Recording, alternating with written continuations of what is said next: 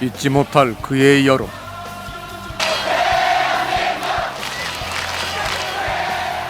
그 뜨거웠던 축제의 여운이 그림자처럼 길게 이어지던 그의 7월.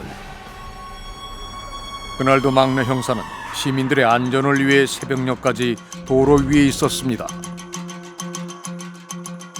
지금은 없어졌지만 옛날에는 택시 검문이라고 그래가지고 저 태닝 앞에서 그걸 하고 있었거든요. 그거 하다가 화재가 났다 그래가지고.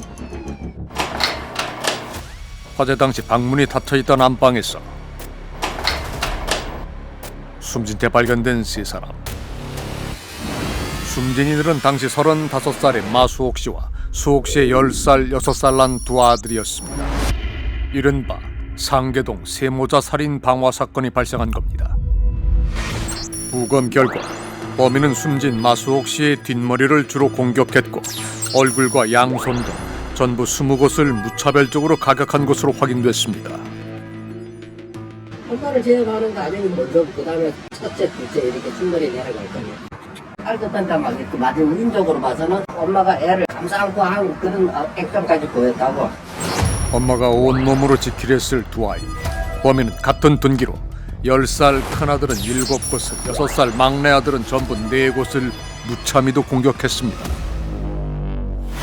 피해자들의 두개골에 남은 흔적을 통해 추정한 범행 도구는 직경 3cm가량의 단면이 동그란 망치 종류로 파악이 됐습니다.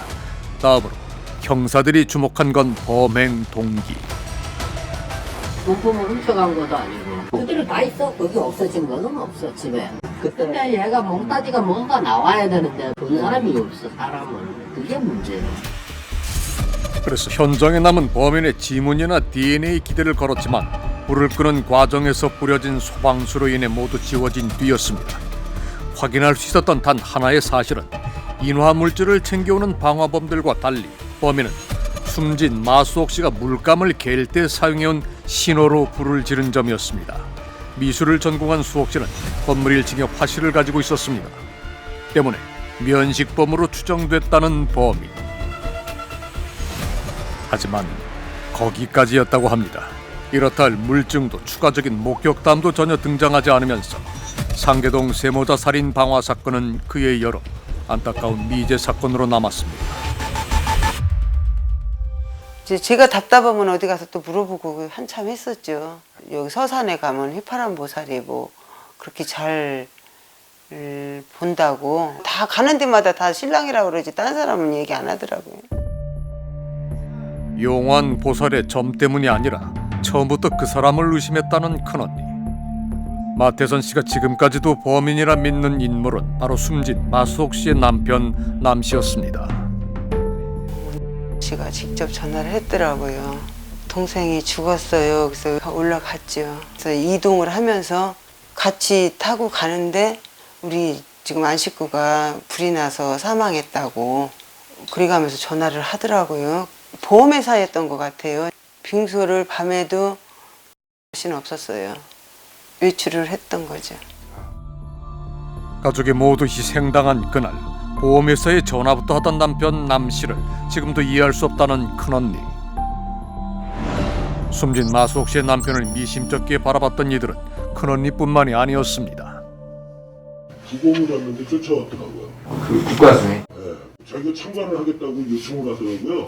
그러니 뭐 아들 부검하는 것까지 다 보더라고요. 그거 막 울면서 보셨어요? 아니 그냥 와가지고 궁금하듯이 이렇게 보더라고요. 그래가지고 이 양반이 뭐지?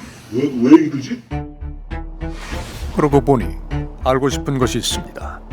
가족이 살던 집에서 화재가 난 건 지난 2002년 7월 13일 새벽 1시 30분경입니다. 제법 늦은 시간이었지만 집에 없었던 남편 남 씨. 그는 어디에 있었던 걸까?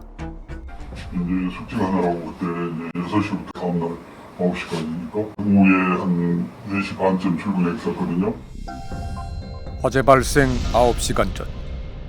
야간 근무를 위해 지하철을 타고 직장으로 출근을 했다는 남 씨. 그때까지만 해도 모든 것은 평소와 같았다고 합니다. 당시 부동산 중개 그 공부 학원을 여기 노원역에 다녔다고 이 여자가. 수사 결과 그날 오후 6시 학원 수업에 참석했다는 마수옥 씨.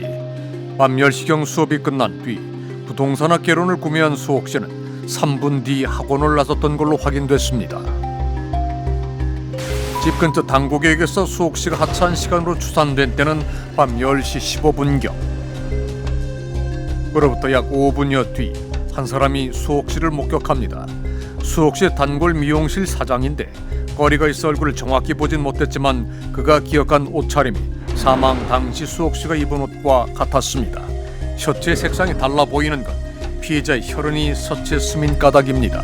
그런데 헬스장을 다녀와 남편에게 밥을 해주려는데 아카는 여자의 외마디 비명이 들렸습니다. 그 시간이 밤 10시 30분 무렵입니다. 경찰이 주목한 시각은 밤 10시 30분. 그때는 범행이라고 보여지는 거지. 때리니까 막 죽는다 소리 나니까 그거에 그렇게 빠지는 거야. 왜냐면 맞은편에 이 집에서 싸우는 소리를 들어. 그냥 싸우는 소리만. 비슷한 시각 수상한 소리를 들었다는 또 다른 인물은 남씨 집 마당과 접한 이웃집에 사는 여성이었는데 바로 그날 엄마 수옥 씨를 기다리던 두 아이와 마주쳤던 인물입니다.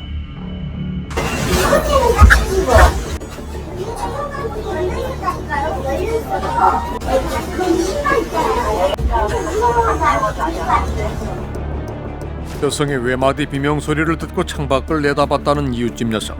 한여름인데 커튼이 쳐져 있어 집 내부는 볼 수 없었지만 열린 현관문 안에 있던 운동화만은 지금도 똑똑히 기억한다고 합니다. 그런데 아니, 여자가 소리를 질렀다는 얘기죠. 남자 소리는 듣지 못하고. 남자 소리는 들은 게 범행 현장에서 오직 여성의 목소리만 들려왔다는 건 무슨 의미일까? 혹 그것은 범인이 여성일 가능성을 말해주는 건 아닐까? 둔기를 이용했고 세 사람을 살해했다고 해서 그가 꼭 남자란 법은 없을 겁니다. 이 정도의 공격을 여성도 할 수가 있어요. 가능합니다. 망치로 여성이 가해자고 남성이 피해자라고 해도 특히 머리 같은 데 맞게 되면 굉장히 고통이 있게 되고 정신이 없게 되니까요. 저는 이 사건은 여성이 범인일 수도 충분히 있다. 면식 관계이면서 숨진 수옥 씨와 감정의 골이 있을 법한 여성. 용의선상에 올랐던 그런 인물이 있을까? 막 처제. 상상을 초월하는 여자라고 요즘 이상한 관계가 인간 이하의 행동을 판단했어요. 뜻밖의 용의자.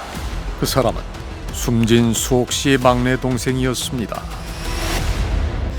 이거 좀 조심스럽긴 한데 우리 선생님하고는 좀 어떻게 하다가 좀 가까워지셨던 거예요? 처제가. 이 처제가 네. 이렇게 좀 공부를 좀 다른 거 좋아하기는 했어요. 결혼하고 그 남편이 다리 안 좋아서 죽다 보니까 마음 좀 어렵기도 하고 그렇게 됐겠죠. 그러니까 그때쯤 무렵이었는데 나는 이제 처음에는 언니가 이걸 속으로 들어오는 줄 알았어요. 사건 발생 6년 전 남편과 사별했던 수옥 씨의 막내 동생. 이후 재혼을 했지만 가정폭력이 있었다고 합니다. 그때마다 언니 집에 와서 지냈다는 막내 동생. 그렇다면 혹시 어느 순간 숨진 수옥 씨가 남편과 동생의 비밀에 대해 알게 되면서 동생과 결코 풀 수 없는 갈등을 겪었던 건 아닐까? 혹시나 계속 어떤 현일점이 없는 걸로는 우리가 알았어. 막내. 그 참치집에 일하고 있었어 당시. 이웃들이 비명을 들었던 7월 12일 밤 10시 30분경 막내 동생은 노원구 상계동이 아닌 영등포구 소재 참치집에서 아르바이트를 하고 있었다고 합니다. 범인이 불을 지르고 현장을 떠난 시간으로 추정되는 다음날 새벽 1시 30분경에는 당시 교제하던 남자친구와 대림동 집에서 통화를 했다는 막내 동생. 때문에 상계동 세모자 살인 방화 사건 수사는 다시 원점으로 돌아가야만 했다고 합니다. 그런데 그 사람이 이 사람 담당 보험사 FD였나 봐요. 그래가지고 그 장례식에 갔대요. 마누라 죽었는데 울지도 않고 보험금 얼마냐고 물어봐. 그러죠. 아내에게 들킨 비밀, 그로 인한 불화, 그리고 가족의 사망 보험금. 그것은 서로 어긋나지 않고 들어맞는 살인 동기의 퍼즐들일까? 남씨가 가족의 사망으로 받은 보험금에 대해서 알아봐야겠습니다. 꽤 많이 받았죠. 그때 당시에 2002년에 2억 6천 넘게 받았으니까 관람 아파트 한 채 살 수 있는 돈이죠. 뭐 얼마 받았대요? 480만 원이나 받은 적이 있고 480만 원만 받았다던 남 씨의 기억과 달리 세모자의 사망 이후 그에게 지급된 보험금은 모두 2억 6천여만 원. 하지만 보험 수령액이 크다는 점만으로 남편을 의심하는 건 무리가 있어 보입니다. 그날 꼭 범행을 저질렀지만 이 재산을 받는 건 아니잖아요.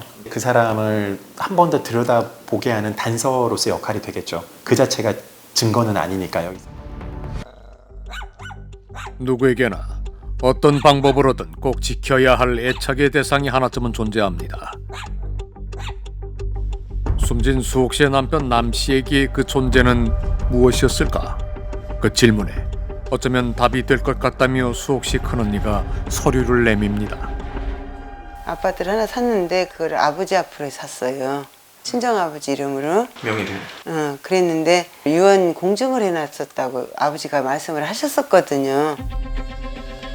어떤 이유에선가 과거 친정아버지 명의로 아파트를 구매했던 수옥 씨 부부.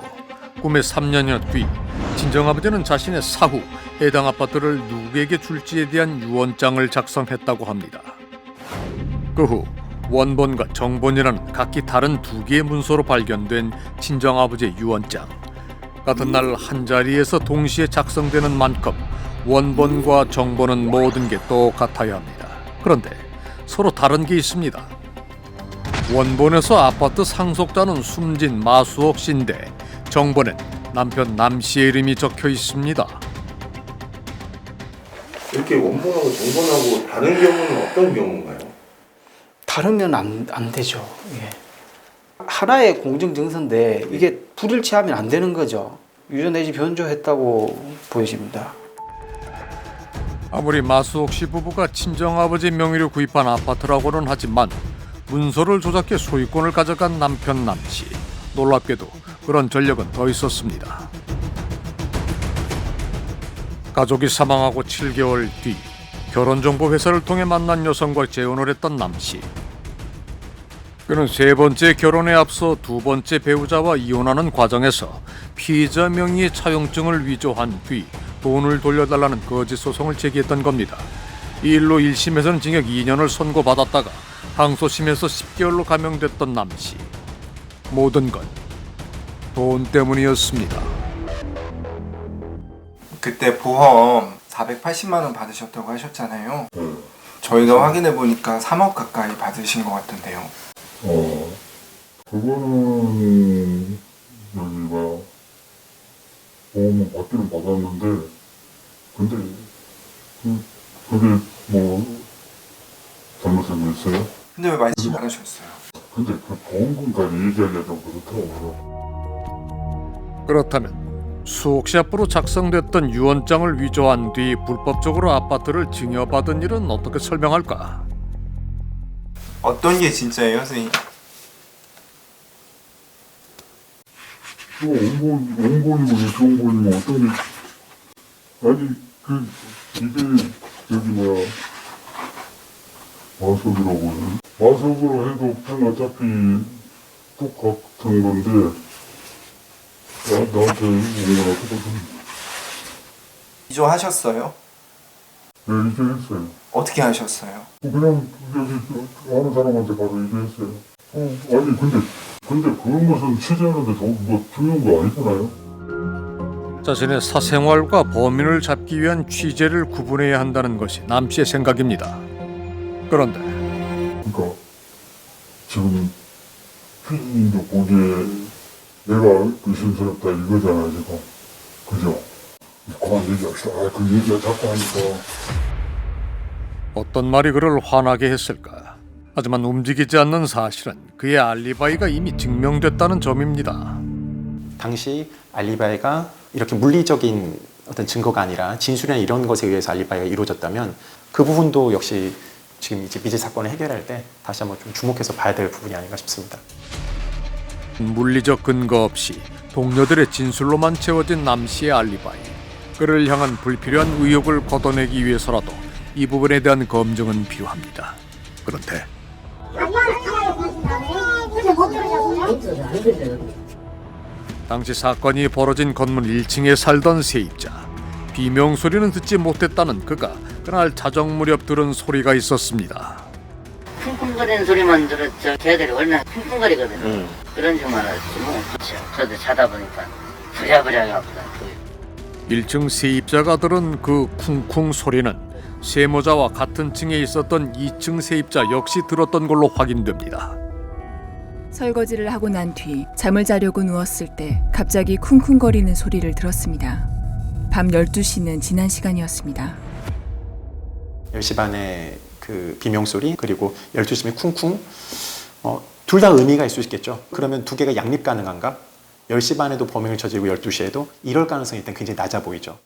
여하튼 2시간 후에 일어난 그 소음은 어떤 사망에 이르는 과정에 대한 소음일 개연성이 높은 거죠. 그렇다면은 이쯤에서 다시 봐야 할 것이 있습니다.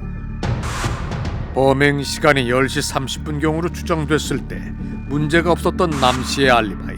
하지만 범행 시간이 12시대로 옮겨질 경우에는 밤 11시대 알리바이를 살펴야 합니다. 직장에서 집까지 차로 20여 분이 걸려섭니다. 그 당시에 근무하던 영무원이 밤 11시 10분경에 와가지고 수금을 하고 갔다고 진술했고, 또 다른 영무원은 11시 반쯤에 같이 막차부로 승강장 밑으로 내려갔다고. 밤 10시대는 물론 밤 11시 때 남 씨의 알리바이를 증언해줬던 한 동료. 그런데 우리를 만난 그 동료는 과거와는 조금 다른 얘기를 들려줍니다. 그때 되게 경찰 불려다니고 하면서 고생하셨겠어요. 와, 살아보면서 중국사 쓰고 그냥 뛰어버렸거든요. 우리가 솔직히 어디로 가서 돌아다니는지도 몰라야지만 나가시는 게 모르고 제가 100% 감시하는 건 아니기 때문에 제가 감시할 때 있지도 않았잖아요, 주임이라. 전혀 못 봤을 수도 있잖아요. 공전의 양면이라고 이익이 되면 저한테 불이익이 되는 거잖아요. 이게. 승객이 없는 야간 시간대에는 1시간씩 근무제를 이탈해도 알 수가 없었다고 합니다. 셔터가 다 내려진 새벽 시간에도 열쇠만 있으면 언제든 셔터 옆쪽 문으로 출입이 가능하다는 영무원들. 이렇게 새로이 확인한 사실들로 추론해 보면 남 씨의 알리바이 중 살인이 발생한 자정 무렵은 공백으로 남겨져 있습니다. 같이 자고 있었다. 하나만 얘기했어요. 새벽에. 저 같은 경우에는 조금 늦게 들어가는 바람에 제가 있을 때 자고 있었거든요. 화재 발생 10분 전에는 남 씨가 숙직실에서 자고 있었다는 동료들의 진술. 이는 공통된 것인 만큼 사실인 걸로 보입니다. 이쯤에서 알고 싶은 얘기가 있습니다. 바로 진짜 화재가 발생한 시간입니다. 정말 화재 신고 시간과 화재 발생 시간은 근접했던 걸까? 이 건물의 특성상 그 천장 위 상층부에 그 넓은 공간이 있었고요.